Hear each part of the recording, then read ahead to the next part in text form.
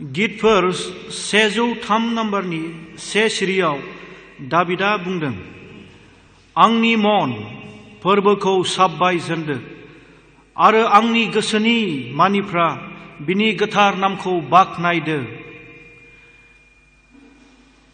गितफोराव लिरनाय बे बाथ्राया दाबिदा फोरबोनि दयाखौ गोसोखांनानै लिरनाय मोनसे बाथ्रा।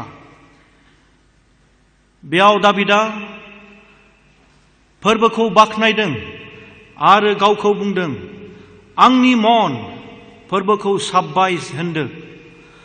दाबिदा फोरबोखौ बाखनायनायनि जाहोनफोर दङ आरो बेयाव फोरबोखौ बाखनायनायनि जाहोनफोरा मा मा बे बाथ्राखौ दाबिदा फोरमायदों। गितफोर 103 नम्बरनि 2 सिरियाव बियो बुंदों, बिनि राहा होनायफोरखौ बावलांनो नांलिया। दाबिदा गावखौ बुंदों, आंनि मन बिनि राहा होनायफोरखौ बावलांनो नांलिया। दाबिदा मोनसे समायाव सुथुरजों होसोजादोंमोन। राजा साउल बियो दाबिदनि जेंगा सिखांदोंमोन आरो बे दाबिदखौ बुथारनो, बिनि जिउखौ लानो बियो हास्थायदोंमोन। नाथाय जेसेबां नाजाब्लाबो फोरबोआ दाबिदजों थानायखाय बे दाबिदनि जिउखौ सौला लानो हायाखैमोन। बिनिनो बिसाज्ला जनाथन आरो बिनिनो बिसाजो जाया दाबिदनि बिसि जाहैदोंमोन, बिसोर सानैया दाबिदनि जिउखौ बासायदोंमोन आरो साउलनि आखाइनिफ्राय हमथादोंमोन। बिनि जिउखौ जोबस्रांनायनिफ्राय बासायदोंमोन आरो बेखौनो गोसोखांनानै दाबिदा बुंदोंमोन, आंनि मन फोरबोखौ साब्बाय होनदो। ख्रिस्ट'नि फिसा नोंथांमोन, जोंनि जिउआव दाबिदनि जिबनाव फैनाय बायदि जेंनाफोर फैयाने, जि जेंनाफोरा, जि समस्याफोरा जोंनि जिउखौ सेनो हास्थायो आरो जानो हागौ नोंथाङा ख्रिस्ट'नि फिसा जानायखाय ख्रिस्ट'आ नोंथांनि जिउखौ बासायबाय। बे समखौ नोंथाङा गोसोखांगोन ना? दाबिद बादि बुंगोन ना, आंनि मन बे समस्यानिफ्राय नों आंनि जिउखौ जोबलांनायनिफ्राय बासायनायनि थाखाय नोंखौ हामबाय होनो बाखनायो होननानै। गितफोरनि 103 नम्बर आरो बे 3 सिरियाव बुंबावदों, दाबिदा बुंदों, मानो बे फोरबो इसोरखौ साब्बाय होननो नांगौ? बिनि गुबुन मोनसे जाहोना जाबाय, मानोना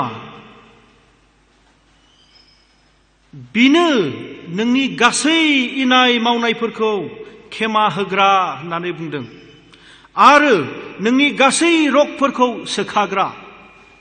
बेयावबो दाबिदा गावनि मोनसे जाथायखौ गोसोखांदों आरो बुंदों, गासै इनाय मावनायफोरखौ खेमा होग्रा बे फोरबोआ होननानै। दाबिदा मोनसे समायाव मोनसे फाबाव गोग्लैदोंमोन। गावनिनो सान्थ्रि गाहायनि बिसि बत्सेबाजों फाबाव गोग्लैदोंमोन आरो जेब्ला बे फाबखौ गोसोखांबाय, थर मोनबाय, बियो गावखौनो दुखु खालामबाय आरो दुखुजों बियो फोरबोनि खाथियाव थांबाय आरो बुंबाय, फोरबो, आंनि फाबनि थाखाय नों आंखौ क्षमा हो। फोरबोआ बिनि फाबखौ क्षमा होनायमोन। फोरबो इसोरा बेबायदि इसोर जाय मानसिया गोसो गेब्लेनानै गावनि फाबफोरखौ दिखार खालामनानै बिनि खाथियाव फैयो आरो बिनि खाथियाव गावखौ नम्र जायो, गुरै जायो, बिनि गोसो फिदिंनायखौ, बिनि गोसो गाबखांनायखौ गुस्थि फेना। ख्रिस्ट'नि फिसाफोर, जों बे फोरबोखौ बाखनायगोन ना? दाबिदा बुंनाय बायदि जोंबो बुंगोन ने, गाव गावनि मनखौ, आंनि मन बे फोरबोखौ साब्बाय होदो आरो आंनि गोसोनि मानिफ्रा बिनि गोथार नामखौ बाखनायदो। ख्रिस्ट'नि अनजाग्रा फिसा नोंथांमोन, जों जेन फोरबोखौ साब्बायस होननो हास्थायगोन, बिनि मावनायफोरखौ बावगारालासेनो बिनि गाहाम खामानिफोरखौ गोसोखांनानै जों जेन बे फोरबो इसोरखौ बाख्नायो।